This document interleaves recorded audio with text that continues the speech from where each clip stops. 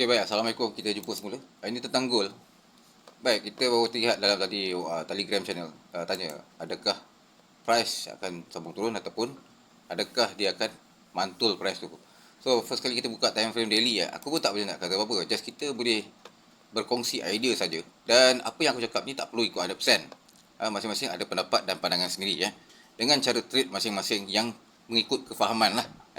Okey, baik. Now kita sambung tentang gold. Kalau aku lihat daripada apa yang berlaku pada daily, daily telah dia telah melepasi support ni. Kalau kau nampak ni ada support aku tanda di sini ada support. Di sini ada support 1, support 2. So dia ada touch 2 kali kat sini kalau tengok daily. Kau kena zoom lah. Zoom lah orang nampak. So ini tentang daily dan kemudian ni kita lihat time frame H4. Okey, aku betulkan balik tadi garisan ni. Kita baru nampak pecahan jalan cerita dia. Di sini tak sama pula. Kita akan nampak lah semua ni. So kalau kita zoom out lah contoh ni dekat kan. Jadi kita zoom out sedikit dan kita dapat lihat garisan tu sama je, tak ada beza. Cuma yang kita nampak dia buat lagi satu kawasan fake out. S1 dan S2. Kalau kau lihat kat sini ada satu shadow ni. Shadow bawah ni kau tengok shadow tau. Dan shadow sana. Dia buat perkara yang sama juga. 1, 2 support. Dan perasa tak? Perasa patah balik naik atas. Dia tendang. Dia fake out je dia tendang tapi tak kuat. Tak kuat. Tapi gold ni kita tak boleh kata tak kuat. Walaupun dia gerak sikit, besar pip dia. Mahal pip dia tu jadi mahal.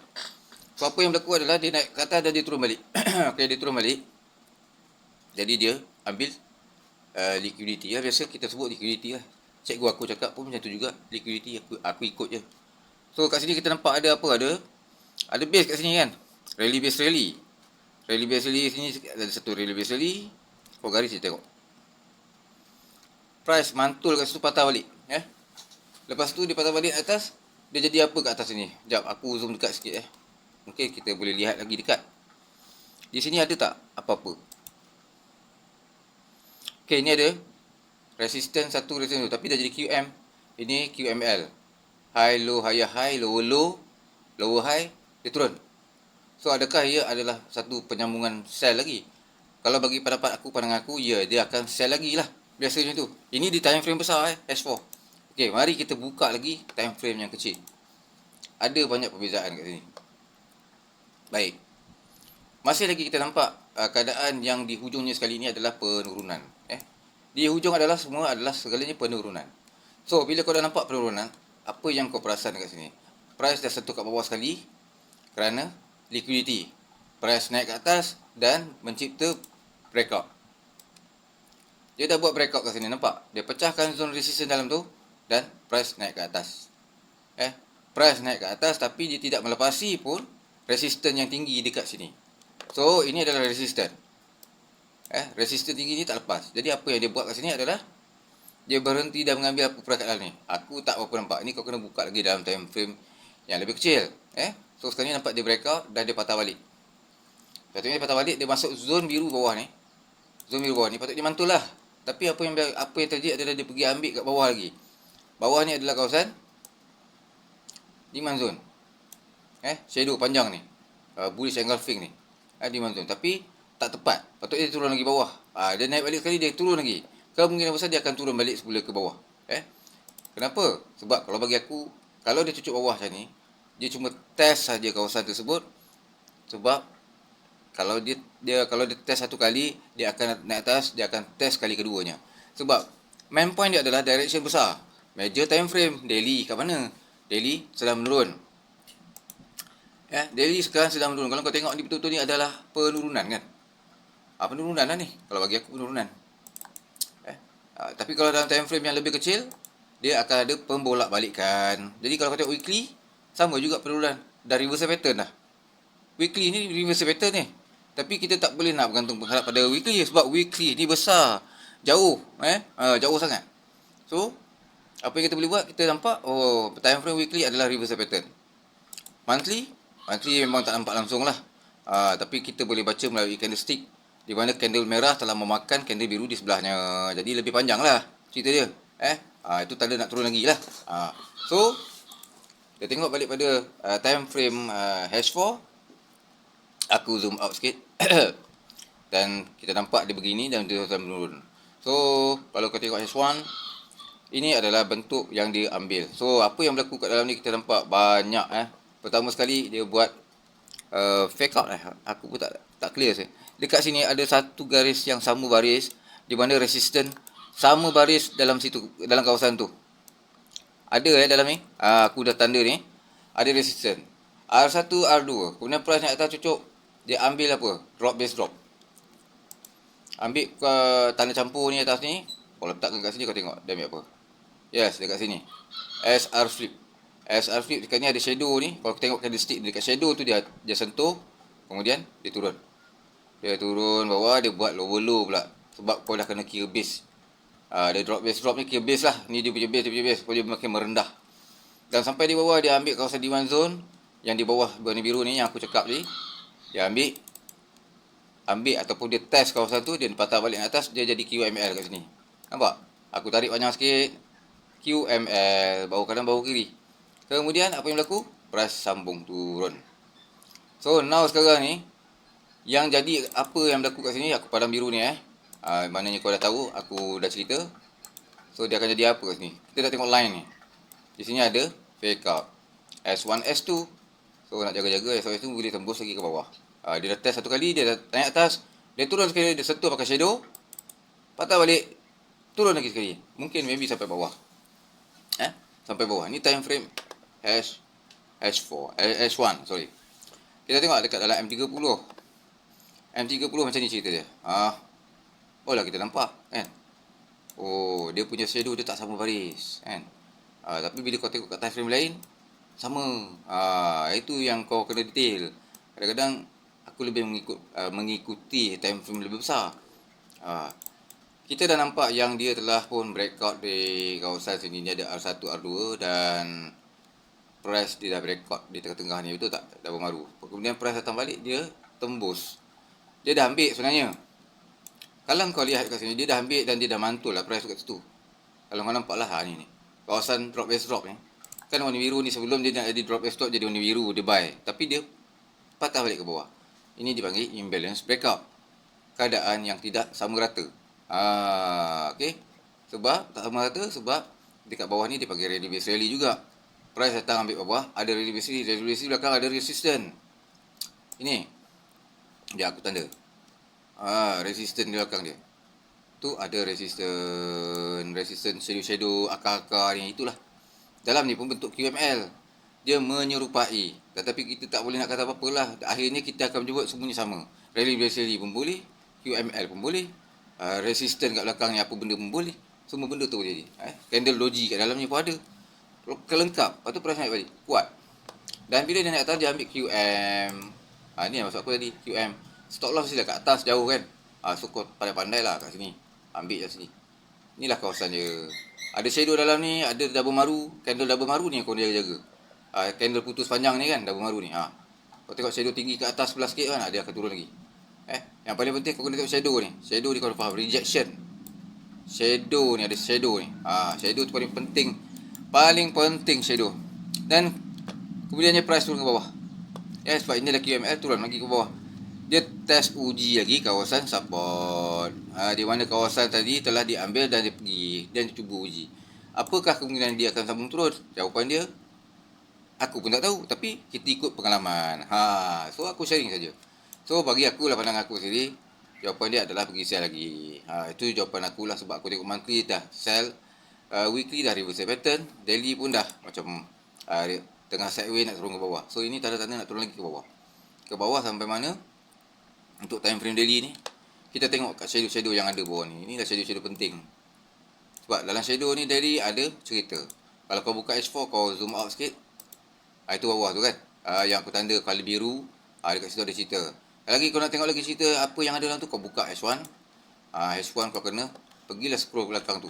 Jauh kau kena pergi tengok satu-satu. Sama juga. Ni ada QM. Nampak? Jarum-jarum ni, ini dah bentuk QM ni. QML buy. So kita faham kat sini high low, high low, low, high. Dia terus jadi high, price naik ke atas ni dan dia patah balik. Dia jadikan flat pattern di kawasan tersebut. Nampak macam flat pattern, betul tak? Lebih kurang lah, ataupun kon lah. Aku kalau macam ni, lebih kurang macam ni lah. Aku hantam je lah. Janji aku tahu, aku faham. Apa aku cerita ni aku faham sendiri. Dan orang lain tak faham tu aku tak tahu. Sebab semua kena belajar. Jadi, price naik balik dan turun semula.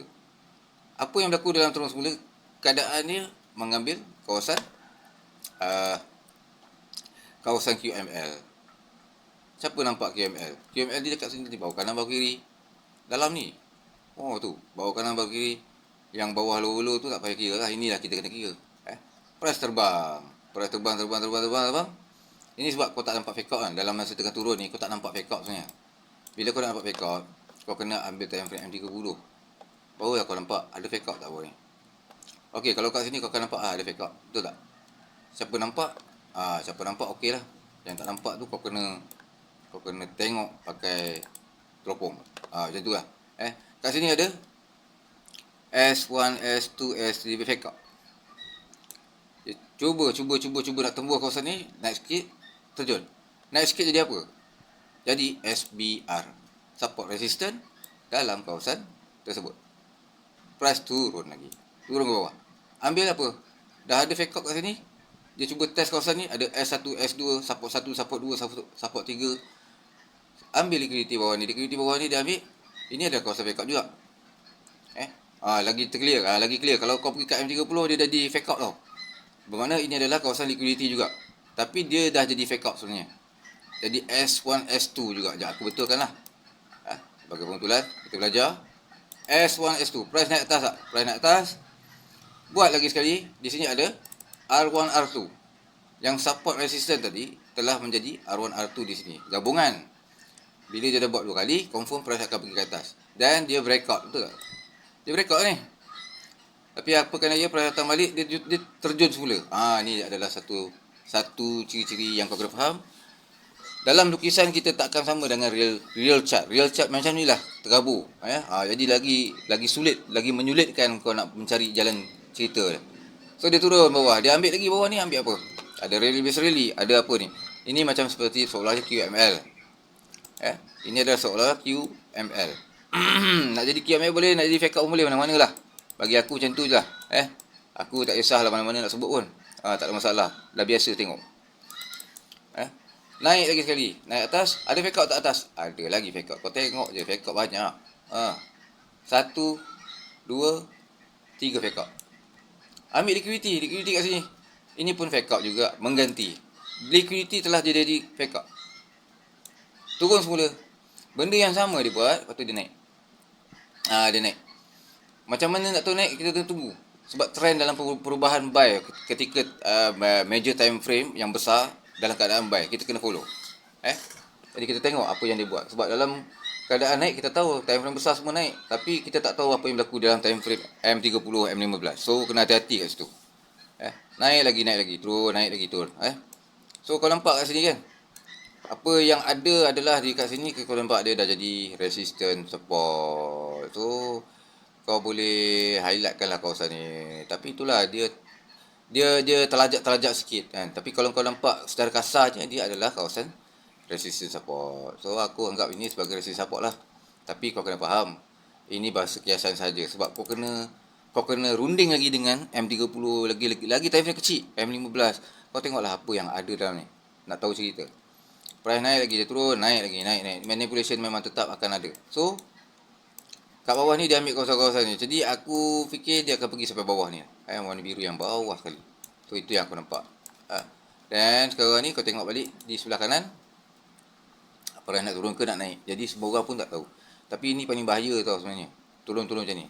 Memang kita tahu dia penurunan. Tapi kau sabar ke tak sabar? Pertanyaan aku itu saja. Kalau M30 macam ni, satu biji, satu candlestick 30 minit, 30 minit, 30 minit. Lama bang. Kau termenung kan? Sehari tak habis ni. Sehari takkan selesai sebab slow sangat. Tapi kalau kau tengok dekat dalam H1, dia akan jadi pendek. Tapi berjam juga nak tunggu kan. 1, 2, 3, 4, 5, 6, 7, 8, 9, 10, 11, 12 jam, 13, hampir 13 jam lah nak selesai. Dia nak turun balik. Dia patah balik, dia turun lagi. Dia patah balik. Kita pun langgar SL. Sebab benda ni dia akan kacau kita punya SL. Sebab ini time frame H4. Dia punya pergerakan dia 4 jam satu candlestick. Kau faham sajalah. makan masa lah, jadi berhari lah. Ya. Jadi itu yang kau kena faham. So apa tadi yang tanya tadi dalam grup Telegram, aku cakap benda ni tak perlu ikut semua. Just aku sharekan aja pandangan aku adalah penurunan. Aku pilih penurunan lagi lah pasal dia masih lagi menurun. So penurunan ni sampai bila aku pun tak pasti. Maybe sampai hujung bulan ni je. Sampai hujung bulan ni ke bulan depan dia buy balik ke. Sebab time frame daily, time frame monthly kau kena tengok. Kau kena mengikuti time frame monthly. Okay, kalau kau tengok monthly ni apa yang berlaku dalam monthly. Sekejap aku zoom dekat lah. Okay, kau nampak shadow ni. Shadow adalah kawasan yang penting. Apa yang penting adalah shadow. Kita kena ambil daripada shadow. Kau nampak ada resistance, shadow resistance kat ni. Kau garis lah. Tapi apa kena dia? Ada satu shadow warna merah ni, dia dah tembus ke bawah. Dia ambil apa sebenarnya? Kita tengok weekly, buka weekly. Dia ambil apa? Letak lagi. Ambil cross line ni, kita letak sini, tengok. Rally base rally. Dia ambil rally base rally. Dalam rally base rally ni ada apa? Nak tahu jalan cerita dia kan, nak tahu dia ambil. Ini sebab apa? Sebab kalau ikutkan sini dia ambil, dia lajak terus ke bawah, dia ambil macam dia curi. Dia jadi imbalance breakout. Sebab di sini kita dah panggil resistance become support. Ada rally base rally, ada support. Tapi dia pergi bawah, dia curi dulu bawah. Maybe lah curi dulu bawah, dia naik balik. Ataupun dia test kawasan tersebut sama ada boleh tembus ke tidak. Sebab dia nak ambil tenaga, dia ambil patah balik, lepas tu baru dia turun sampai kawasan biru di bawah ni. Ini pandangan aku gunakan time frame besar. So daily aku beranggapan dia akan cuba turun sampai bawah yang aku tanda tadi. Ni biru bawah. H4 sama juga. Bawah ni juga. Itu paling aku boleh jelaskan dan boleh clearkan. Okey, baiklah, aku rasa tak ada apa sangat tentang gold. Just ini satu sharing, tak perlu ikut 100%, kau kena belajar sendiri, kau kena faham sendiri. Sebab kalau kadang apa yang aku cakap ni belum tentu semua orang faham. Sebab aku melalui proses. Aku melalui proses perjalanan macam mana nak faham benda ni. Makan masa bertahun juga. Jadi kadang-kadang ada okey, kadang-kadang ada tak okey. Bukan kata aku bagus, bukan kata aku pro, tapi aku cuma just sharing benda ni sebagai panduan saja untuk korang amati dan melatih diri ke arah yang lebih baik. Kita kena sentiasa perbaiki. Biasalah hari ni mungkin tak bagus, mungkin hari besok ada lagi bagus. Lagi bagus lagi, ke depan lagi kita akan ingat lagi bagus. Setiap perjalanan yang kita lalui itu kita akan ada satu kesedaran tu. Tersedar, oh dia macam ni lah, aku dah try macam ni lah, aku dah try macam ni lah, dia jadi macam ni lah, jadi macam ni. Dia akan dapat pandangan yang berbeza-beza. Dan cara kita trade juga akan ada perbezaan. Tak semua orang trade sama dan masing-masing ada masalah dalam diri sendiri. Emosi, nafsu, ketamakan. Itu yang aku perlu jelaskan. Jadi dekat situlah kita nak kena kawal. Lain-lain tidak ada masalah. Technical, analisa yang kau belajar ni semua adalah satu panduan saja. Dia bukan adalah penentu yang menentukan kau akan sukses. Tetapi yang menentukan sukses tu adalah dalam diri kau sendiri. Tanyalah dalam diri kau sendiri. Adakah kau buat benda ni hanya sekadar untuk kita rasa nak tunjuk bagus, ataupun kita nak sharing, nak bantu orang lain juga, ataupun kita nak menambah baik apa kita punya income. Itu yang selalu terjadi. Dan aku nasihatkan agar bersabar banyak, sebab trade ni memang menguji kesabaran. Dan kau tak boleh terus tiba-tiba terus jadi hebat. Memang susah. Aku pun sendiri pun dah lama pun tak semestinya aku hebat. Tapi aku just boleh sharing daripada apa yang aku belajar daripada cikgu aku. Itu yang aku boleh sharingkan. Okey, baik, itu saja sekarang ni. Semoga korang buat latihan. Kalau tak tahu, boleh tengok dalam Telegram channel dekat description. Okey, baik. Assalamualaikum.